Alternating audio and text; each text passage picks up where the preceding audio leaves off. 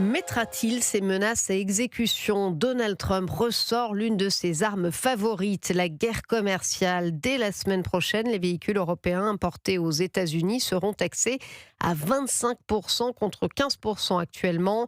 Annonce hier du président américain sur son réseau Truth Social, une très mauvaise nouvelle évidemment pour l'industrie automobile du vieux continent. Caroline Baudry, bonsoir. Oui, bonsoir. Le lobby automobile allemand appelle d'ailleurs à la désescalade, à l'ouverture de négociations avec ces 700 000 véhicules Mercedes ou Volkswagen exportés chaque année aux États-Unis. L'économie allemande serait la plus touchée. Détaille Antoine Bouet, directeur du CEPI, le Centre d'analyse d'économie prospective et d'information internationale. Ce sont essentiellement des automobiles allemandes qui sont exportées vers les États-Unis. L'industrie est plus importante en Allemagne par rapport en France et le secteur automobile est dans l'industrie allemande extrêmement important.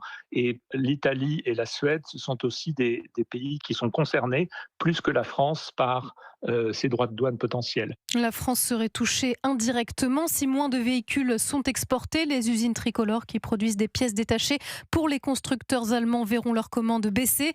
L'Europe serait également défavorisée face au Japon et à la Corée du Sud, épargnée par ces nouvelles taxes. Reste à savoir si elles seront véritablement instaurées. Il y a un an, Donald Trump avait fait une menace identique. Puis les accords de Turnberry, signés en août, avaient fixé ses droits de douane à 15%. Le texte doit encore être approuvé par le Parlement européen, divisé sur la solidité juridique de l'accord.